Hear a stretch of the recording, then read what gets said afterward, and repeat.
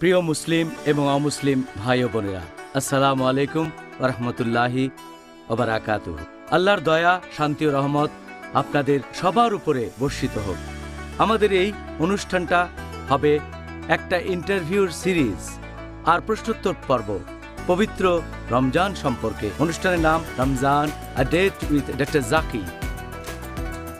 এখানে আমি আপনাদের হোস্ট ইউসুফ চেম্বার্স।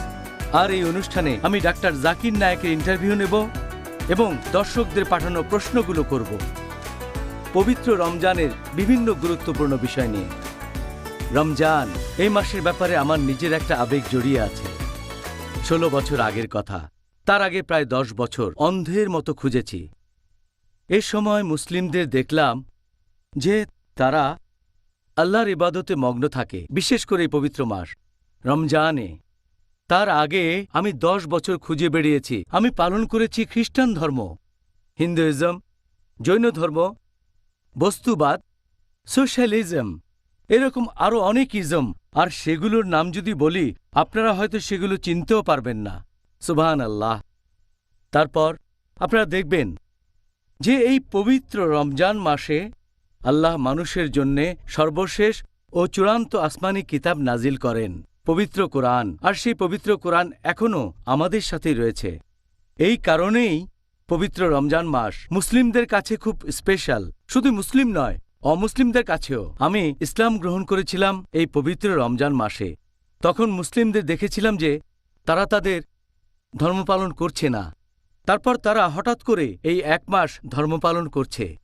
আমি তখন ইসলাম ধর্মের বিভিন্ন গ্রন্থ পড়ে দেখলাম সত্যকে খুঁজে পাওয়ার জন্য। তারপর সত্যকে খুঁজে পেলাম। এর কয়েকদিন পরে আমি রোজা রাখা শুরু করলাম। তার কয়েকদিন পরেই আমি শাহাদা দিলাম। আলহামদুলিল্লাহ, ইসলাম ধর্ম এতটাই ভালো যে এটাকে কোনোভাবেই উপেক্ষা করা যায় না। ভাই ও বোনেরা, রমজান মাস রহমতের মাস, ক্ষমা প্রার্থনার মাস।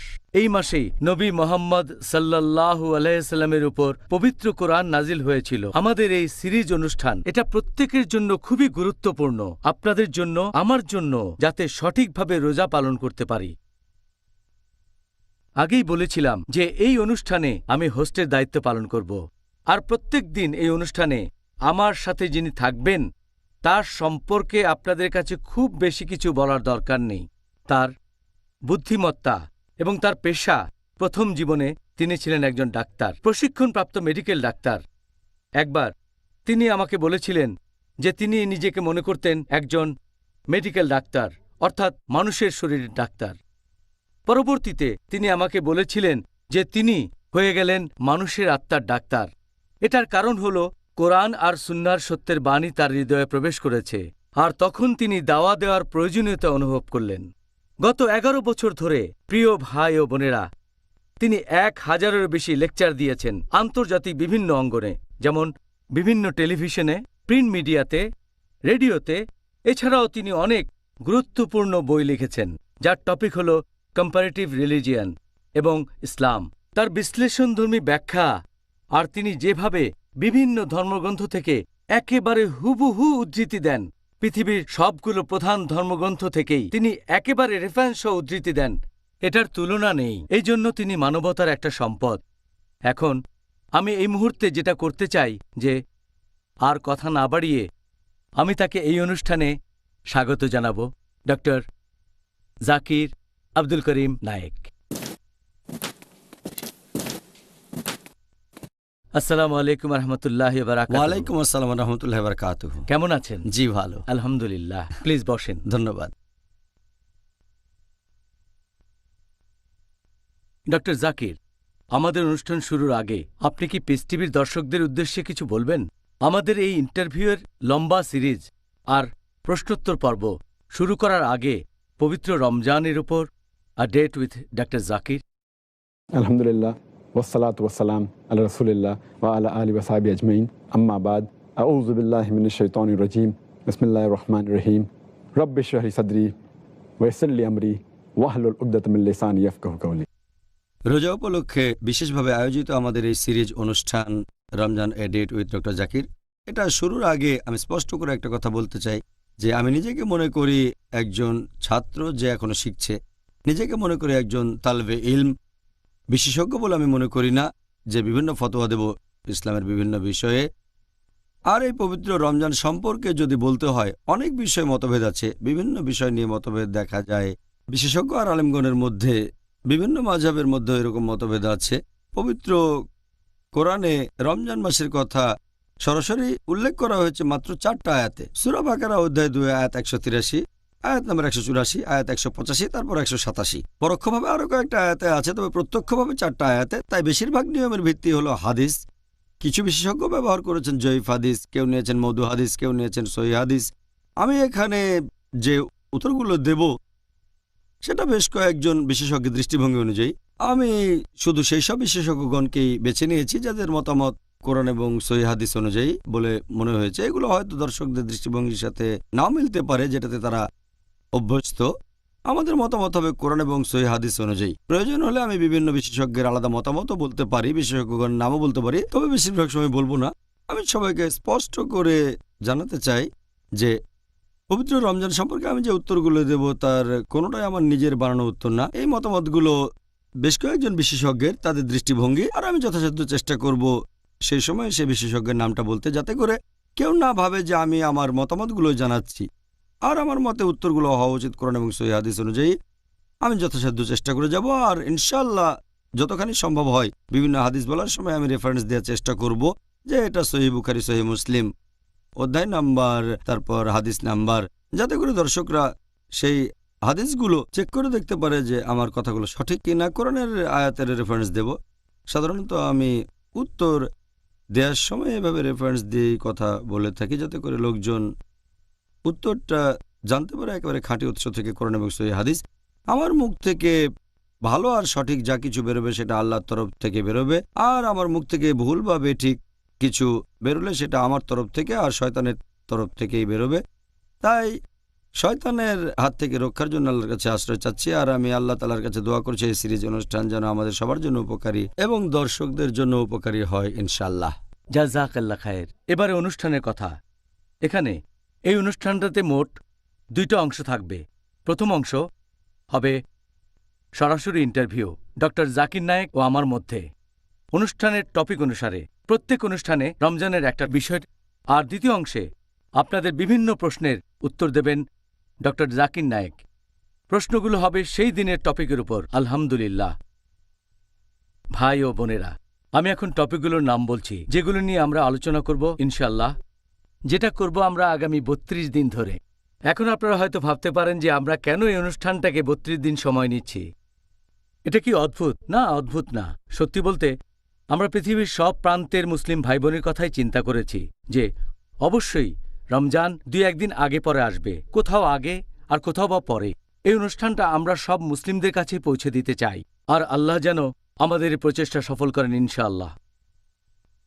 এবারে ভাই ও বোনেরা, আমরা এই অনুষ্ঠানের টপিকগুলো সম্পর্কে জানব। প্রথম দিনে 1 নম্বর টপিক, 1 নম্বর এপিসোড, সেটা হলো রমজান মাসকে স্বাগতম, অর্থাৎ আজ। 2 নম্বর এপিসোড, রমজান মাসে মুসলিমরা সাধারণত যে ভুলগুলো করেন। 3 নম্বর, রমজানের প্রারম্ভিক কথা। 4 নম্বর, কখন রোজা রাখা বাধ্যতামূলক আর অব্যাহতি আছে। 5 নম্বর, যেসব কাজ করলে রোজা ভেঙে যায় আর রোজা অবস্থায় যেসব কাজ নিষিদ্ধ। 6 নম্বর, রোজার সময় যেসব কাজের অনুমতি আছে। 7 নম্বর, রোজার সময় যেসব কাজ সুপারিশ আর অনুৎসাহিত করা হয়েছে। 8 নম্বর, সেহরি এবং ইফতার। 9 নম্বর, রোজা রাখার উদ্দেশ্য।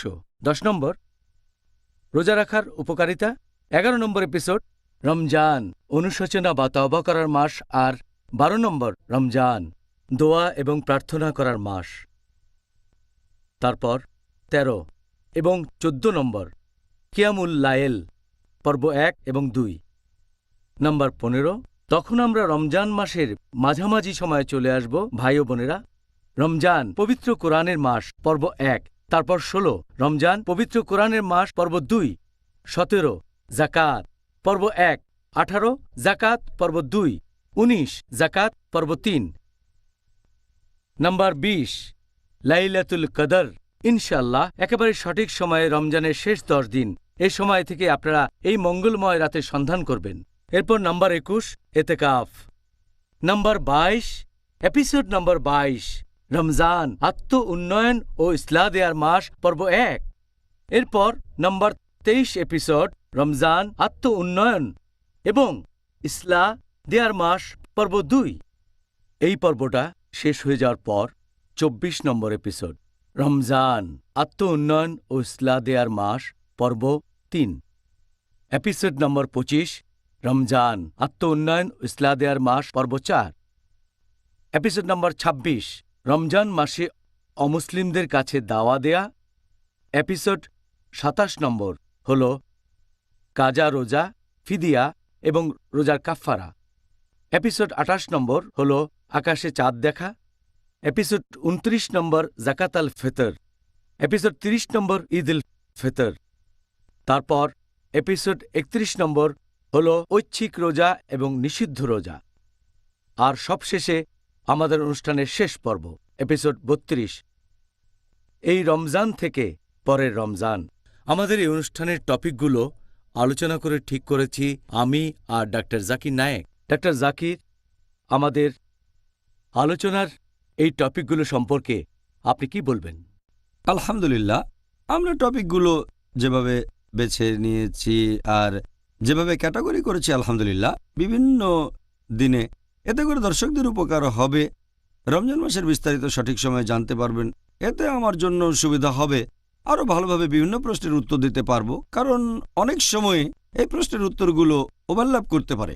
সেজন্য আমি খেয়াল রাখবো যাতে করে আমি সেই টপিকের উপরেই বলি যেটা নিয়ে আলোচনা হচ্ছে, আর খেয়াল রাখবো যেন সেই দিনই আমি উত্তরটা বিস্তারিতভাবে দিতে পারি। আর যদি সে ব্যাপারে আগে বলে থাকি তখন হয়তো আমি সংক্ষেপেই উত্তরটা দেব। এখানে আপনারা একটা ব্যাপার দেখবেন যে আমাদের বেশিরভাগ টপিক আমার মতে এগুলো রমজানের বেশ আগে থেকেই শুরু করা উচিত। আবার এমন কিছু টপিক আছে যেগুলো আলোচনা করা যেতে পারে বছরের যে কোনো সময়ে, যেমন ধরুন ঐচ্ছিক রোজা, এটা নিয়ে আলোচনা করা যায় বছরের যে কোনো সময়। আর কিছু টপিক যেমন ইতিকাফ আর লাইলাতুল কদর, এগুলো আলোচনা করা উচিত রমজানের শেষ 10 দিনে, আমরাও সেটা করব ইনশাল্লাহ। আর কিছু টপিক যেমন ঈদ উল ফিতর আলোচনা করা উচিত ঈদের ঠিক আগে। তবে বেশিরভাগ টপিক যেগুলো আলোচনা করব সেটা করা উচিত রমজানের আগে। যেমন ধরেন আমরা আলোচনা করব ইফতার এবং সেহর 8 নম্বর পর্বে। তারপর আলোচনা করব যেসব কাজ করলে একজনের রোজা ভেঙে যায় সেটা 5 নম্বর পর্বে। এদিকে আমরা কিন্তু রোজা রাখা শুরু করব রমজানের প্রথম দিন থেকে, এটার কোনো মানে হয় না। সেজন্য অনুষ্ঠানটা আরও আগে করা উচিত, অন্ততপক্ষে রমজান মাস শুরু হওয়ার 3 বা 4 সপ্তাহ আগে থেকেই। তবে আমি মানছি যে আমরা রমজানের প্রথম দিন থেকেই শুরু করছি, তার কারণ বেশিরভাগ মুসলিম ইসলামিক অনুষ্ঠান দেখে থাকে এই পবিত্র রমজান মাসে, অন্য মাসে বেশি দেখে না। রমজান মাসে মুসলিম দর্শকের সংখ্যা অনেক বেশি হয়ে থাকে, তাই আলহামদুলিল্লাহ পয়লা রমজানই শুরু করাটা ঠিক হয়েছে। তবে এটা আবারও কয়েক মাস পরে দেখানো উচিত যাতে করে দর্শকরা পরের রমজানের জন্য প্রস্তুত হতে পারেন। মাশাআল্লাহ, এই অনুষ্ঠানের টপিকগুলো ডাক্তার জাকির, এগুলো আপনি নিজে বিভিন্ন যুক্তি আর বৈজ্ঞানিক কারণ দেখিয়ে বেছে নিয়েছেন। আমি একটা পদক্ষেপের বেশ প্রশংসা করব, সেটা হলো অনুষ্ঠানের শুরুতে আমরা একটা পর্ব জুড়ে দিয়েছি রমজান মাসকে স্বাগতম। এটা খুবই লজিক্যাল, কারণ প্রথম দিনে সঠিকভাবে রোজা পালন করার ব্যাপারে সবাই যথেষ্ট মনোযোগী হবে। আশা করি দর্শকদের জন্য পর্বটা যথেষ্ট উপকারী হবে। দ্বিতীয় টপিক, মুসলিমরা এই মাসে সাধারণত যেসব ভুলগুলো করে থাকে, এটা দ্বিতীয় দিনে, তাহলে প্রথম 2 দিনকে হেলথ ওয়ার্নিং বলা যেতে পারে। হ্যাঁ, বলা যায়। আলহামদুলিল্লাহ। আলহামদুলিল্লাহ। এবার আপনাকে প্রশ্ন করা আরম্ভ করি রোজার প্রস্তুতি সম্পর্কে। আমাদের নবী মুহাম্মদ সাল্লাল্লাহু আলাইহি ওয়াসাল্লাম তিনি রমজান মাসকে কিভাবে স্বাগত জানাতেন, রমজান উপলক্ষে কি প্রস্তুতি নিতেন? এরকম একটা হাদিস আছে সহিহ বুখারীতে, খণ্ড নম্বর 3, বুক অব ফাস্টিং, হাদিস নম্বর 1969। আমাদের নবীর স্ত্রী হযরত আয়েশা রাদিয়াল্লাহু আনহা তিনি বলেছেন যে নবী তিনি রমজান মাস ছাড়া অন্য কোনো মাসেই সবগুলো দিন রোজা থাকতেন না, আর অন্যান্য মাসগুলোর মধ্যে শাবান মাসে তিনি সবচেয়ে বেশি রোজা রাখতেন।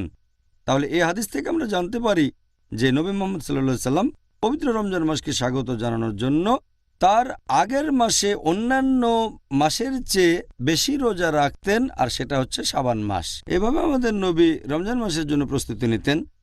এছাড়াও আপনারা দেখবেন আরেকটা সহিহ হাদিস আছে তিরমিজিতে, অধ্যায় নম্বর 50, হাদিস নম্বর 3451, বলা হয়েছে যে তালহা রাদিয়াল্লাহু আনহু তিনি তার বাবার উদ্ধৃতি দিয়ে বলেছেন যে উনার বাবা, তার মানে তালহার দাদা, তিনি বলেছেন যখনই আমাদের নবী নতুন চাঁদ দেখতেন তখনই আল্লাহর কাছে দোয়া করতেন আর বলতেন, হে আল্লাহ, এই মাসে আমাদের রহমত করো। তখন তিনি সেই মাসের নামটা বলতেন। তারপর বলতেন, এই মাসে তুমি আমাদের বিশ্বাসের পথে অটল রাখো। এভাবে আমাদের নবী আল্লাহ সুবহানাহু ওয়া তাআলার কাছে দোয়া করতেন যখনই তিনি নতুন মাসের চাঁদ দেখতেন। শুধু রমজান মাসের নতুন চাঁদ দেখলে যে তিনি এভাবে দোয়া করতেন তা নয়, সব মাসের নতুন চাঁদ দেখলেই তিনি এটা করতেন। আর তিনি পবিত্র রমজান মাসে বিশেষভাবে যেটা করতেন সেটা হচ্ছে তিনি এই পবিত্র মাসের আগমনের কথা লোকজনকে জানিয়ে দিতেন। আর এটার উল্লেখ আছে মুসনাদ আহমদে, খণ্ড নম্বর 2, পৃষ্ঠা নম্বর 230, হাদিস নম্বর 7148, যে নবী মুহাম্মদ সাল্লাল্লাহু আলাইহি সাল্লাম তিনি লোকজনকে বলতেন যে তোমরা সবাই শোনো, এই রহমতের মাস এখন তোমাদের সামনে, আর আল্লাহ সুবহানাহু ওয়া তাআলা আদেশ দিয়েছেন যে এই মাসে তোমরা রোজা রাখবে, আর বেহেশতের দরজা এই পবিত্র মাসে খোলা থাকবে, দোজখের দরজা বন্ধ হয়ে যাবে, শয়তানের সময় শেকলে বাঁধা থাকবে, আর এই পবিত্র মাসে একটা রাত থাকবে যেটা 1000 মাসের চেয়েও অনেক উত্তম। যদি কেউ এই মাসে আল্লাহ সুবহানাহু ওয়া তাআলার রহমত থেকে বঞ্চিত হয়ে যায় সে আসলে একজন হতভাগ্য। তাহলে এখানে আমরা জানতে পারলাম যে নবী মুহাম্মদ সাল্লাল্লাহু আলাইহি সাল্লাম কিভাবে এই মাসকে স্বাগত জানাতেন। তিনি তখন লোকজনের কাছে এই পবিত্র মাস আগমনের সুসংবাদটা পৌঁছে দিতেন। মাশাআল্লাহ। এবার আপনার কাছে পরের প্রশ্নটা হচ্ছে, রমজান মাস কাছাকাছি আসলে তখন আমাদের কি করা উচিত? প্রথমে আমরা যেটা করব সেটা হলো আমরা আল্লাহ তাআলাকে ধন্যবাদ জানাবো যে আমরা আরও একবার এই আশীর্বাদের রমজান মাসকে আমাদের সামনে পাচ্ছি। আমরা আল্লাহকে ধন্যবাদ জানাবো তার দয়ার জন্য, আর এ মাসে আমরা ক্ষমা প্রার্থনা করব যাতে করে আমাদের অতীতের সব গুনাহ মাফ করা হয়। আমরা আল্লাহ তাআলাকে ধন্যবাদ জানাবো তিনি যে নিয়ামতগুলো দিয়েছেন, সেজন্য যে রহমত দিয়েছেন, যে ভালোবাসা দিয়েছেন, এটা সবচেয়ে সেরা মাস। আর আল্লাহ তাআলা পবিত্র কোরআনে বলেছেন, সূরা বাকারা অধ্যায় নম্বর 2, আয়াত নম্বর 185, বলা হয়েছে, শাহরু রমজান আল্লাযী উনজিলা ফীহিল কুরআন হুদাল লিন-নাস ওয়া বায়্যিনাতিন মিনাল হুদা ওয়াল ফুরকান। যার অর্থ হলো এই রমজান মাসে পবিত্র কোরআন অবতীর্ণ হয়েছে মানুষজাতির পথের দিশারি হিসেবে, সৎপথের স্পষ্ট নিদর্শন এবং সত্য আর মিথ্যার পার্থক্যকারী রূপে। এছাড়াও আল্লাহ তাআলা পবিত্র কোরআনে বলেছেন, সূরা বাকারা অধ্যায় নম্বর 2, আয়াত নম্বর 183, আল্লাহ বলেছেন, ইয়া আইয়ুহাল্লাযীনা আমানু, হে মুমিনগণ, কুতিবা আলাইকুমুস সিয়াম কামা কুতিবা আলাল লাযীনা মিন ক্বাবলিকুম লাআল্লাকুম তাত্তাকুন। অর্থাৎ হে মুমিনগণ, তোমাদের জন্য সিয়ামের বিধান দেওয়া হলো যেমন বিধান তোমাদের পূর্ববর্তীগণকে দেওয়া হয়েছিল, যাতে করে তোমরা শিখতে পারো আত্মসংযম। এখানে আরবি শব্দটা হলো তাত্তাকুন। এটা তাকওয়ার সমার্থক, যাতে করে তোমরা আল্লাহ তাআলাকে মেনে চলো, যাতে শিখতে পারো ধার্মিকতা, শিখতে পারো ন্যায়নিষ্ঠতা। তাহলে এই মাসে একজন মানুষ আরও বেশি ন্যায়নিষ্ঠ হতে পারে। এই পবিত্র মাসে আমাদের তাকওয়া সর্বোচ্চ স্তরে থাকতে পারে। আর এই রমজান মাসকে বলা যায় আমাদের জন্য একটা অ্যানুয়াল ট্রেনিং। এটাকে বলা যায় আমাদের শরীরের এক ধরনের সার্ভিসিং। আমরা জানি যে কিভাবে বিভিন্ন যন্ত্রপাতি আর মেশিনারির সার্ভিসিং করা হয়, হয়তো 3 মাসে একবার বা বছরে একবার। এখন আপনি এভাবে বলতে পারেন যে মানুষের শরীরটা পৃথিবীর মধ্যে সবচেয়ে সেরা যন্ত্র, তাহলে তো এই যন্ত্রেরও সার্ভিসিং দরকার হয়। আর রমজান হলো মানুষের শরীরের অ্যানুয়াল সার্ভিসিংয়ের মাস। এই হলো মানুষ জাতির জন্য আধ্যাত্মিক আর নৈতিক ট্রেনিংয়ের মাস। এভাবে আমাদের শরীর, মন এবং আত্মা বিশুদ্ধ হয়ে যাচ্ছে। এই পবিত্র মাসে আমরা আমাদের তাকওয়া বাড়াতে পারি, আমাদের ধৈর্য বাড়াতে পারি, পবিত্র কোরআন থেকে বিভিন্ন উপকারিতা আর দিক নির্দেশনা পেতে পারি। সুবহানাল্লাহ, জাযাকাল্লাহ খায়ের। সুন্দর বলেছেন। পরের প্রশ্ন, রমজান মাস কাছাকাছি আসলে আমাদের যে কাজগুলো করা উচিত সে ব্যাপারে আপনি পিস টিভি দর্শকদের কি উপদেশ দেবেন? আমি উপদেশ দেব যে প্রত্যেক মুসলিম পুরুষ বা নারী এই রমজান মাসে এই ব্যাপারে দৃঢ় সিদ্ধান্ত নেবে যে তারা এই আশীর্বাদের মাসে রমজান মাসে প্রতিটা দিনই রোজা রাখবে। আর আমরা চেষ্টা করব যাতে এই মাসের সব উপকারিতা নেওয়া যায়। এই আশীর্বাদের মাসে আমরা একটা মিনিটও তুচ্ছ বা সামান্য কাজে ব্যয় করব না। এই মাসে আমরা যতটা পারি আল্লাহ সুবহানাহু ওয়া তাআলাকে স্মরণ করব। আমরা তার কাছে দয়া ভিক্ষা করব, তার কাছে ক্ষমা প্রার্থনা করব। আমরা চেষ্টা করব যাতে তার ভালোবাসা পেতে পারি। আর এই সময়ে বাড়ানোর চেষ্টা করব আমাদের ধার্মিকতা, আমাদের ন্যায়নিষ্ঠতা, আমাদের ধৈর্য। আর আমাদের নবী মুহাম্মদ সাল্লাল্লাহু আলাইহি ওয়াসাল্লাম বলেছেন, সহিহ বুখারী খণ্ড নম্বর 3 বুক অব ফাস্টিং হাদিস নম্বর 1903, আমাদের নবী মুহাম্মদ সাল্লাল্লাহু আলাইহি ওয়াসাল্লাম বলেছেন, যদি কেউ মিথ্যে কাজ আর মিথ্যে কথা থেকে বিরত না থাকে, আল্লাহ সুবহানাহু ওয়া তাআলা তার খাদ্য গ্রহণ বা পানীয় গ্রহণ থেকে বিরত থাকাটাও দেখবেন না। তার মানে যদি কোনো লোক মিথ্যে কাজ এবং মিথ্যে কথা বলা বাদ না দেয়, আল্লাহ তাহলে তার পানাহারে বিরত থাকাটাকে কোনো গুরুত্ব দেবেন না। তার মানে আপনার রোজাটা গ্রহণযোগ্য হবে না যদি না মিথ্যে কাজ আর মিথ্যে কথা থেকে বিরত থাকেন। আমাদের প্রিয় নবী মুহাম্মদ সাল্লাল্লাহু আলাইহি ওয়াসাল্লাম তিনি আরও বলেছেন, এটাও একটা সহিহ হাদিস যেটা উল্লেখ করা হয়েছে মুসনাদ আহমদে খণ্ড নম্বর 2 পৃষ্ঠা নম্বর 230, হাদিস নম্বর 7148। এই হাদিসটা এছাড়াও আছে সুনান আল নিসাইতে অধ্যায় নম্বর 5 হাদিস নম্বর 2106। সেখানে আমাদের নবী মুহাম্মদ সাল্লাল্লাহু আলাইহি ওয়াসাল্লাম বলেছেন, সবাই শোনো, রহমতের মাস রমজান তোমাদের সামনে।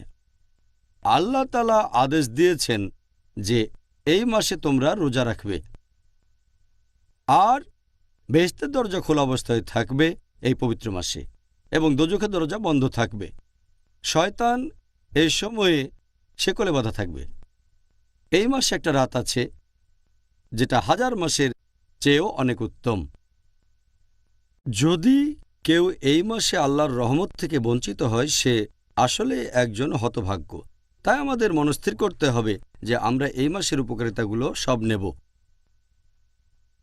আমাদের নবী মুহাম্মদ সাল্লাল্লাহু আলাইহি ওয়াসাল্লাম বলেছেন, এটার উল্লেখ আছে সহিহ বুখারীতে খণ্ড নম্বর 3 বুক অব ফাস্টিং হাদিস নাম্বার 1901। আমাদের নবী মুহাম্মদ সাল্লাল্লাহু আলাইহি ওয়াসাল্লাম বলেছেন যে যদি কেউ এই মাসে রোজা পালন করে বিশ্বাসের সাথে এবং আল্লাহর কাছ থেকে পুরস্কার পাওয়ার জন্য, তার অতীতের সব গুনাহ ক্ষমা করা হবে।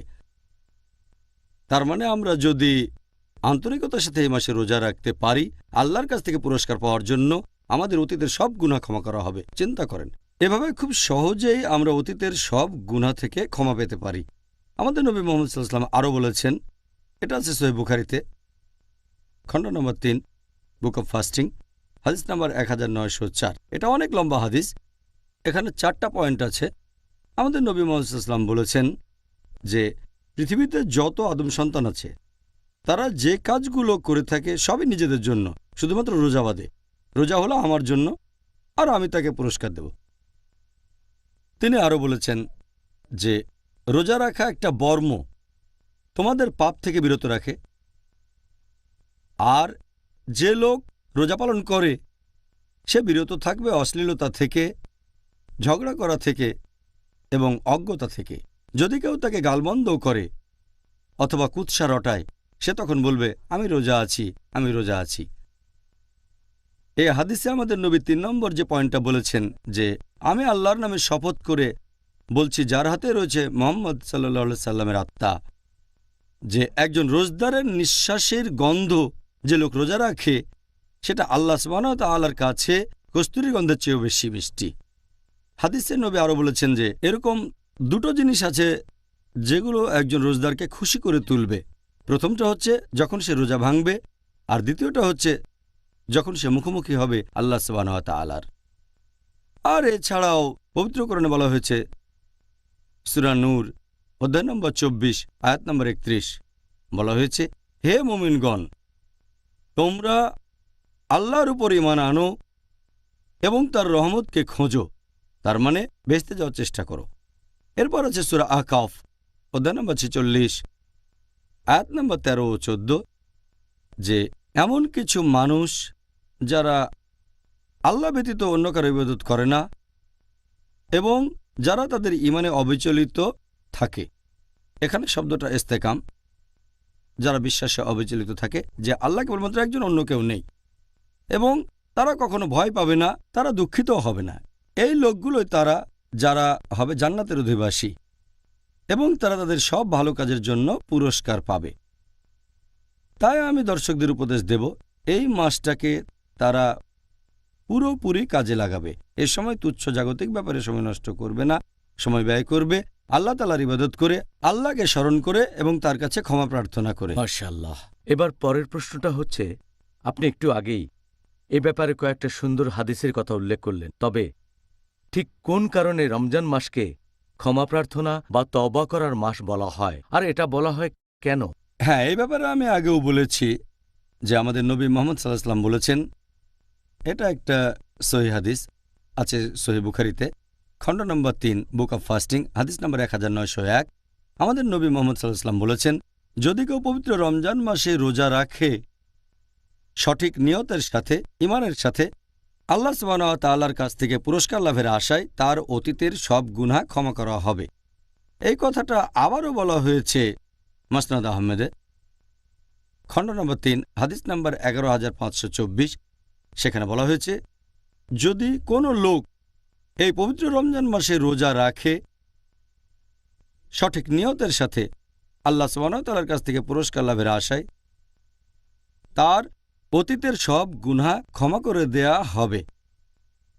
এছাড়া আর উল্লেখ আছে, এটা আছে সহিহ মুসলিমে, খণ্ড নম্বর 1 হাদিস নম্বর 450।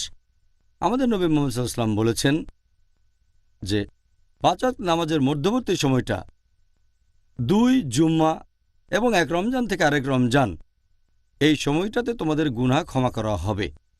এই সময়টাতে তোমাদের সব পাপ ক্ষমা করা হতে পারে। আমাদের প্রিয় নবী মুহাম্মদ সাল্লাল্লাহু আলাইহি ওয়াসাল্লাম আরও বলেছেন, এটা উল্লেখ আছে সহিহ মুসলিম খণ্ড নম্বর 4 বুক অব তাওবা, হাদিস নাম্বার 6644। আমাদের প্রিয় নবী মুহাম্মদ সাল্লাল্লাহু আলাইহি ওয়াসাল্লাম বলেছেন যে আল্লাহ সুবহানাহু ওয়া তাআলা রাতের বেলায় কেউ যদি ক্ষমা প্রার্থনা করে থাকে, আল্লাহ তখন তার দিনের বেলায় করা পাপগুলো ক্ষমা করে দেন। আর আল্লাহ সুবহানাহু ওয়া তাআলা দিনের বেলায় কেউ ক্ষমা প্রার্থনা করলে তার সেই পাপগুলো ক্ষমা করে দেন যেগুলো করেছে রাতের বেলায়। তাই এটা হলো ক্ষমা প্রার্থনার জন্য সেরা একটা মাস, এই পবিত্র রমজান মাস। এই মাসে সহজে নিজের পাপগুলো থেকে ক্ষমা পেতে পারেন, কারণ বেহেশতের দরজা এ সময় খোলা থাকে, দোজখের দরজা বন্ধ থাকে। সেজন্য রমজানকে বলা হয় ক্ষমার মাস। আল্লাহু আকবার। এই কারণে সবাই এই মাসে ইবাদতে মগ্ন থাকে। কারণটা তাহলে জানলাম। সুবহানাল্লাহ। ডাক্তার জাকির, এই পবিত্র রমজান মাসে মুসলিমদের কি বিশেষ কিছু কাজের প্রতি মনোযোগ দেওয়া উচিত? আর আমরা জানি যে দর্শকরা আপনার কাছ থেকে এটা জেনে দারুণভাবে উপকৃত হবেন যে এই মাসে তাদের কোন কাজটা করা উচিত, আর তারা এখন থেকেই রমজানের জন্য প্ল্যান করতে পারবেন। হ্যাঁ, আমার মতে এটা খুবই ভালো প্রশ্ন, কারণ বেশিরভাগ কাজের কথা আমরা হয়তো বলবো বিভিন্ন আলাদা এপিসোডে। আমি এখানে সংক্ষেপে কয়েকটা গুরুত্বপূর্ণ পয়েন্টের কথা এখন আলোচনা করব, কারণ বিস্তারিত বললে অনেক সময় লেগে যাবে। কয়েকটা গুরুত্বপূর্ণ পয়েন্ট মনে রাখতে হবে। যে 1 নম্বর, সেটা হলো নিয়ত। নিয়ত খুবই গুরুত্বপূর্ণ। রোজার এই নিয়ত হবে শুধুমাত্র আল্লাহ সুবহানাহু ওয়া তাআলার জন্য। কারো রোজা গ্রহণযোগ্য হওয়ার জন্য নিয়ত খুবই গুরুত্বপূর্ণ। নিয়ত এখানে খুবই গুরুত্বপূর্ণ, এটা ছাড়া কারো রোজা গ্রহণযোগ্য হবে না। 2 নম্বর, সেটা হলো রোজা সম্পর্কিত কিছু সুন্নত পালন করা। এ ব্যাপারে কয়েকদিন পরে বিস্তারিত আলোচনা করব। তবে এখানে একটা ব্যাপার বলি যে নবীর একটা গুরুত্বপূর্ণ সুন্নত হচ্ছে যে আমরা আমাদের সাহরি করব যতটা দেরিতে করা সম্ভব, তার মানে ভোর হওয়ার সামান্য একটু আগে, ফজরের নামাজের একটু আগে। আর আমরা আমাদের রোজা ভেঙে ফেলব, ইফতার করব যত তাড়াতাড়ি সম্ভব, ঠিক সূর্যাস্তের পরপরই। এছাড়াও এই রহমতের মাসে আমরা খুব সাবধানে থাকব, সেই সব কাজগুলো থেকে বিরত থাকব যে কাজগুলো নিষিদ্ধ, যেগুলো হারাম, আর যেসব কাজ মাকরু। এটা আমাদের জন্য সুবর্ণ সুযোগ। যদি কোনো লোকের এমন কোনো অভ্যেস থাকে যেটা শরিয়ার বিরুদ্ধে হতে পারে, যেটা হারাম কাজ অথবা মাকরু কাজ, রমজান এসব কাজ থেকে বিরত থাকা শ্রেষ্ঠ সময়। এই অভ্যেসটা থেকে যাবে আর ইনশাআল্লাহ হয়তো সারা জীবন সেই খারাপ কাজ থেকে বিরত থাকবেন। যেমন ধরেন একজন লোক, সে হয়তো অ্যালকোহল পানে অভ্যস্ত।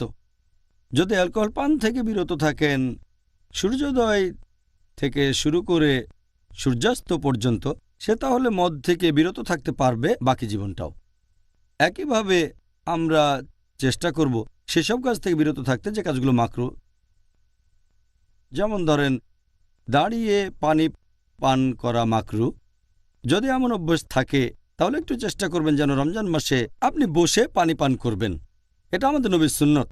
তাহলে আপনারা এই মাসে বিভিন্ন রকম হারাম কাজ থেকে বিরত থাকতে পারেন, যে কাজটা হয়তো আপনি করতেন, অথবা কোনো মাকরু কাজ। এছাড়াও এই পবিত্র রমজান মাসে আপনি আমাদের নবী মুহাম্মদ সাল্লাল্লাহু আলাইহি সাল্লামের বিভিন্ন সুন্নত প্রয়োগ করতে পারেন আপনার দৈনন্দিন জীবনে। যেমন ধরেন হয়তো দাড়ি রাখলেন, অনেক মুসলিমই দাড়ি রাখে না। এটা সুন্দর মাস যখন নবীর সুন্নতগুলো মেনে চলতে পারেন। এছাড়াও নবীর সুন্নত বিভিন্ন রকম দোয়া, যখন বাসার ভেতরে ঢুকবেন, টয়লেট থেকে বের হবেন, তারপর কোনো কিছুতে ভ্রমণ করার সময়ে যে দোয়া করবেন, সুবহানাল্লাযী সাকলানা হাযা মুকুন্না লাহু মুকরিনিন ওয়া ইন্না রাব্বিনা মুনকালিবুন। তাহলে এটা বেশ ভালো সময়। এই সময় যত বেশি সম্ভব নবীর সুন্নত পালন করে চলবেন যাতে সরল পথে থাকতে পারেন। এটা খুবই সুন্দর মাস। এ সময়ে আপনারা চেষ্টা করবেন নামাজ আদায় করার জন্য। শুধুমাত্র 5 ওয়াক্তের নামাজ নয়, এগুলো তো ফরজ, এছাড়াও বেশি করে নফল আর সুন্নত পড়ার চেষ্টা করে যাবেন। যদি জামাতে নামাজ পড়ার অভ্যেস না থাকে তাহলে জামাতে নামাজ পড়বেন, আর যত বেশি সম্ভব মসজিদে যান নামাজের জন্য। এ মাসে আপনারা চেষ্টা করবেন যেন তারাবি মিস না করেন। অনেকে মনে করে, আর কথাও সত্য যে এটা সুন্নত, তবে অনেকে মনে করে যেহেতু এটা সুন্নত তাই মিস করা যেতে পারে। তারাবি খুবই গুরুত্বপূর্ণ একটা সুন্নত, যদিও এটা ফরজ না। তারপরও মুসলিমদের এটা করা উচিত যে যতখানি সম্ভব তারা তারাবির নামাজ পড়বে, কারণ এখানে অনেক রহমত। তাহলে তারাবি অনেক গুরুত্বপূর্ণ, মুসলিমদের এটা মিস করা উচিত না। আর যখন তারাবির নামাজ পড়ব, আমাদের অনেকেই খুব তাড়াতাড়ি করে নামাজ পড়ে, কারণ আমরা কোরআন খতম দিতে চাই। আমাদের অনেকে তারাবির নামাজ পড়ে 100 মাইল স্পিডে একেবারে। আমরা তারাবির নামাজ পড়ব ধৈর্যের সাথে, মাঝারি গতির সাথে, যাতে লোকজন বুঝতে পারে আল্লাহ আমাদের কি আদেশ দিয়েছেন। আর যদি সময় থাকে, যদি সম্ভব হয়, আমাদের ইতেকাফ করা উচিত শেষ 10 দিন। আর ইতেকাফের সময় আমরা মানুষজনের সাথে বেশি মেলামেশা করব না। অনেকে ইতেকাফের সময় মানুষের সাথে মেলামেশা করে থাকে, এতে করে ইতেকাফের উদ্দেশ্যটা পূর্ণ হয় না। এছাড়াও আমরা এই মাসে বেশি করে দোয়া করব, বেশি করে প্রার্থনা করব। এটা হলো দোয়া করার মাস। আর বেশি করে জিকির করব, আল্লাহ তাআলাকে বেশি করে স্মরণ করব এবং তার ইবাদত করব। এই পবিত্র রমজান মাসে আমরা যত বেশি সম্ভব কোরআন শরীফ পড়ব। আর কোরআন আরবিতে পড়ার পাশাপাশি যদি আপনি আরবি ভাষা জানেন তাহলে কোনো সমস্যা নেই। যদি আরবি না জানেন তাহলে সেই ভাষায় পবিত্র কোরআনের কোনো অনুবাদ পড়েন যে ভাষাটা সবচেয়ে ভালো বোঝেন। যদি ইংরেজি ভালো বোঝেন ইংরেজিতে পড়েন, উর্দু ভালো বুঝলে উর্দুতে পড়েন, যেটা ভালো বোঝেন সে ভাষায় অনুবাদ পড়েন। তবে কোরআন পাঠ করার সময় এই জন্য অবশ্যই সওয়াব পাবেন। এ সময় কোরআনের অনুবাদটাও পড়তে হবে যাতে করে আল্লাহ সুবহানাহু ওয়া তাআলার নির্দেশগুলো প্রয়োগ করতে পারেন। যদি সম্ভব হয় প্রতি 7 দিনে একবার কোরআন পাঠ করেন, অথবা প্রত্যেক দিন অন্তত 1 পারা কোরআন পড়েন, তাহলে এই রমজান মাসে অন্ততপক্ষে একবার পবিত্র কোরআন খতম দিতে পারবেন। এই মাসে যত বেশি সম্ভব আপনারা হাদিস পাঠ করবেন, তবে খেয়াল রাখবেন যেন সহিহ হাদিস পাঠ করেন। আর হাদিসের উপরে সবচেয়ে ভালো গ্রন্থ হচ্ছে সহিহ আল বুখারী, তারপর সহিহ মুসলিম। অন্যান্য কুতুবে সিত্তাও পড়ে দেখতে পারেন, তবে যেন সহিহ হয়। এছাড়াও নবী মুহাম্মদ সাল্লাল্লাহু আলাইহি ওয়াসাল্লামের জীবনীর উপরে বই পড়েন। এরপর দেখবেন যদি আপনারা জাকাত না দেন তাহলে জাকাত আদায় করবেন, কারণ এটা বাধ্যতামূলক দান। প্রত্যেক ধনী লোক যাদের সঞ্চয় নিসাব লেভেলের উপরে 85 গ্রাম স্বর্ণের চেয়ে বেশি, তাহলে সে তার সঞ্চয় থেকে 2.5% প্রতি হিজরি বছরে জাকাত হিসেবে দান করবে, জাকাত দেবেন। আর অনেক মানুষ তারা সঠিকভাবে জাকাতের হিসেব করে না। এখানে খেয়াল রাখবেন যাতে জাকাতটা সঠিকভাবে হিসাব করেন, আর কম দেওয়ার চেয়ে বেশি দেওয়াটা অনেক বেশি ভালো। তাই সঠিকভাবে হিসাব করেন, খেয়াল রাখবেন যেন জাকাত দেয়া হয়। এই রমজান মাস হচ্ছে উদারতার মাস, এটা সাদকার মাস। এই মাসেই বেশি বেশি দান করবেন আপনারা। আর এটা ছাড়াও আপনাদের খেয়াল রাখতে হবে যে এই পবিত্র মাসে আমরা হাসি খুশি থাকব। মুসলিমদের অনেকেই এ সময় দেখায় ম্লান, দেখায় মনমরা। আমরা এই সময় হাসি খুশি থাকব আর আমাদের পরিবারকে বেশি করে সময় দেব। অনেক সময় পরিবারকে অবহেলা করি, এ সময় খেয়াল রাখবো যাতে পরিবারকে বেশি সময় দিতে পারি আর এই সবগুলো কাজ করতে পারি একসাথে। এছাড়াও আমরা হুসনে সুলুক করব অন্যান্য লোকজনের সাথে। তার মানে এ সময় অন্য মানুষের সাথে কথা বলবো আমরা দয়ার সাথে, ভালোবাসা দিয়ে, যত্নের সাথে। যদি তারা কোনো ভুল করে তাহলে ক্ষমা করে দেব, যেহেতু এটা ক্ষমার মাস। আপনি কারো কাছে ভুল করে থাকলে তার কাছে ক্ষমা চাইবেন। আশেপাশের মানুষের সাথে মেলামেশা করবেন ভালোবাসা আর যত্নের সাথে। এছাড়াও করব তাফাক্কুর, তার মানে বিভিন্ন জিনিস বিবেচনা করা। খেয়াল রাখবেন যেন রমজান মাস নিয়ে আপনার প্ল্যানটা সঠিক হয়। আর খেয়াল রাখবেন যেন সময় নষ্ট না করেন, 1 মিনিটও না, এমনকি সেকেন্ডও না। এটা হলো অর্জন করার মাস। আর এছাড়াও এই রমজান হলো আত্মোন্নয়নের জন্য সবচেয়ে সেরা মাস। এছাড়াও আমরা চেষ্টা করব যেন এই মাসে ইসলাহ দিতে পারি অন্যান্য মুসলিম ভাই বোনদের কাছে। এটা দাওয়া দেওয়ার জন্য সেরা মাস, তার মানে অমুসলিমদের কাছে ইসলামের বাণী পৌঁছে দেয়া। তাই আমি মুসলিম ভাই বোনদের অনুরোধ করব যে আপনারা সঠিকভাবে এই মাসের প্ল্যানটা করবেন আর খেয়াল রাখবেন যেন এই মাসের প্রত্যেকটা সেকেন্ডকে কাজে লাগাতে পারেন। আমিন। ডক্টর জাকির, তাহলে এই রমজান মাস হলো আমাদের জন্য একটা সুযোগ। এই মাসে আমরা অনেক সুযোগ পেতে পারি। এখন আমাদের এই কাজগুলো আল্লাহ তাআলার কাছে গ্রহণযোগ্য হতে গেলে তার শর্তগুলো কি কি? এখানে প্রধান দুটো শর্ত হচ্ছে, 1 নম্বর সেটা নিয়ত। এটা করবেন শুধু আল্লাহর জন্য, অন্য কারোর জন্য না। আপনারা যে কাজগুলো করবেন সেগুলো করবেন শুধু আল্লাহর জন্য, অন্য কারোর জন্য না। এটা খুবই গুরুত্বপূর্ণ। এই শর্ত পূরণ না হলে সব কাজই বিফলে চলে যাবে। আল্লাহ সুবহানাহু ওয়া তাআলা পবিত্র কোরআনে বলেছেন, সূরা বাইয়িনা অধ্যায় নম্বর 98 আয়াত নম্বর 5, বলা হয়েছে যে তোমরা শুধুমাত্র আল্লাহ সুবহানাহু ওয়া তাআলার ইবাদত করবে। এটা করবে শুধু তার জন্য, অন্য কারোর জন্য না। এছাড়া উল্লেখ করা আছে সূরা ইনসান অধ্যায় নম্বর 76 9 নম্বর আয়াত, বলা হয়েছে যে তোমাদের আহার দিয়েছি আল্লাহর সন্তুষ্টি লাভের জন্য, যাতে আল্লাহ সুবহানাহু ওয়া তাআলা খুশি হন। আমরা তোমাদের নিকট থেকে কোনো পুরস্কারও চাই না, কোনো প্রতিদানও চায় না। তার মানে যদি কাউকে খাওয়ান, সেটা করেছেন আল্লাহর সন্তুষ্টি লাভের জন্য, সেটার বদলে কোনো রকম পুরস্কার অথবা প্রতিদান আশা করেননি। এটা খুবই গুরুত্বপূর্ণ ব্যাপার। মনে রাখবেন, আপনার সব কাজ হবে আল্লাহর সন্তুষ্টি লাভের জন্য। এটা খুবই গুরুত্বপূর্ণ ব্যাপার। এছাড়াও আরও উল্লেখ আছে পবিত্র কোরআনে সূরা শুরা অধ্যায় নম্বর 42 আয়াত নম্বর 20, যদি কেউ আখিরাতের ফসল কামনা করে কোনো কাজ করে থাকে, আল্লাহ সুবহানাহু ওয়া তাআলা তার পুরস্কার আখিরাতের ফসল বহুগুণে বর্ধিত করে দেন। আর যদি কেউ দুনিয়ার ফসল কামনা করে কোনো কাজ করে থাকে, দুনিয়ার আশা করে, আল্লাহ তার জন্য দুনিয়ায় কিছু দেবেন, কিন্তু আখিরাতে তার জন্য কিছু থাকবে না।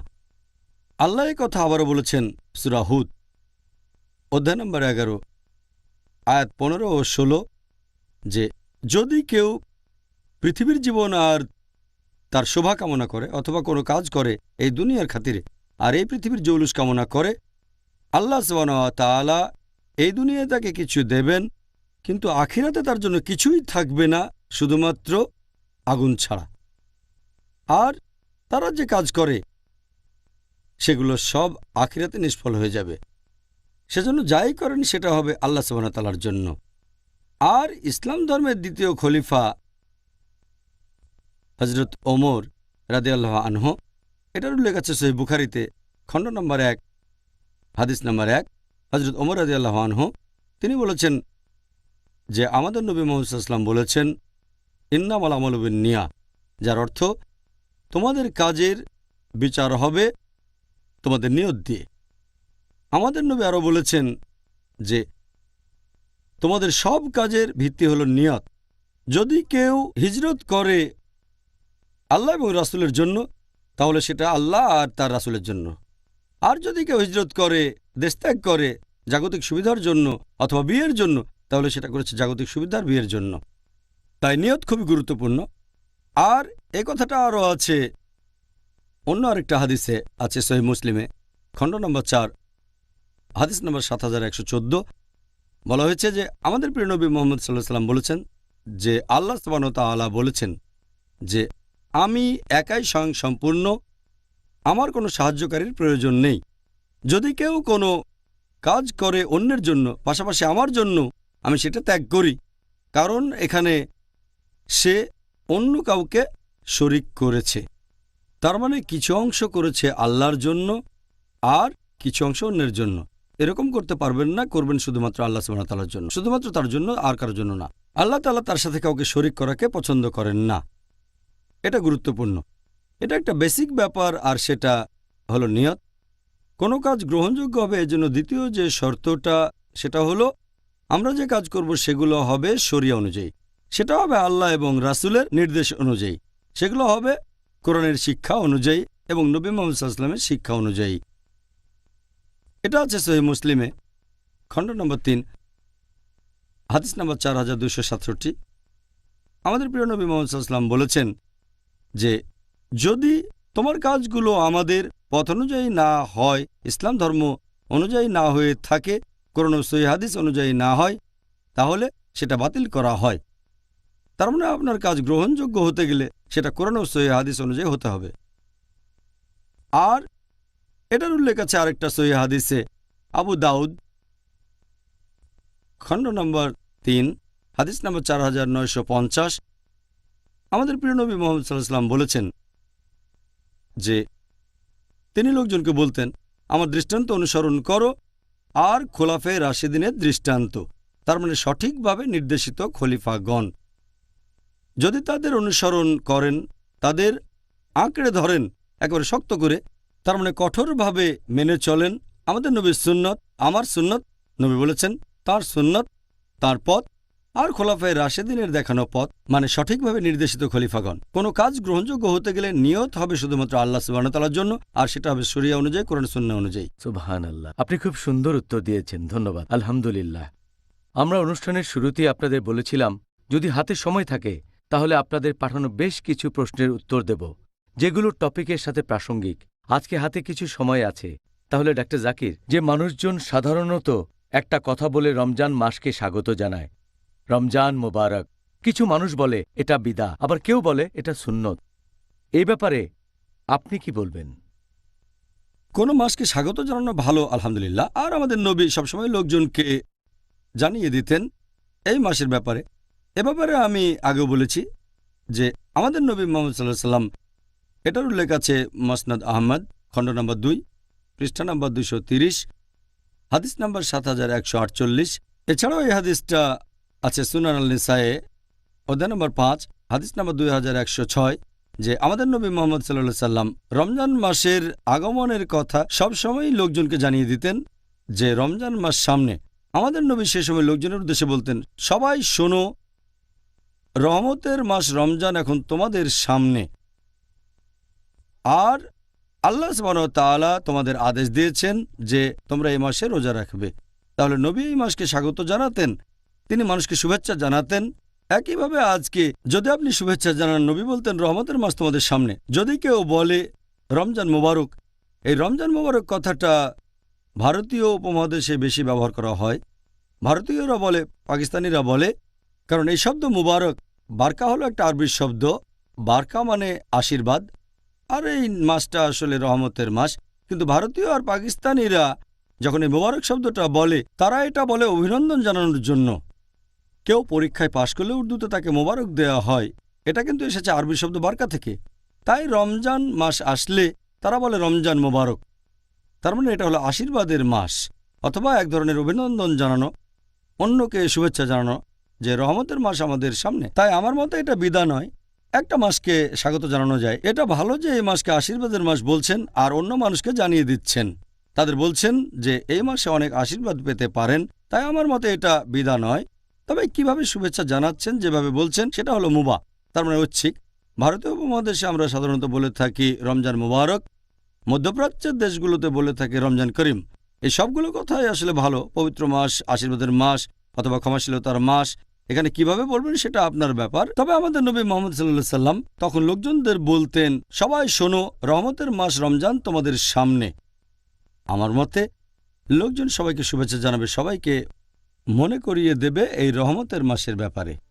মাশাআল্লাহ, জাযাকাল্লাহ খায়ের ডক্টর জাকির নায়েক। এটাই আজকের অনুষ্ঠানের শেষ প্রশ্ন। হাতে আর সময় নেই, তা না হলে আমরা পিস টিভির দর্শকদের কাছ থেকে পাওয়া সবগুলো প্রশ্নের উত্তর দিতে পারতাম। ভাই ও বোনেরা, জাযাকাল্লাহ খায়ের। আশা করি আপনারাও ডক্টর জাকির নায়েকের উত্তরগুলো উপভোগ করেছেন।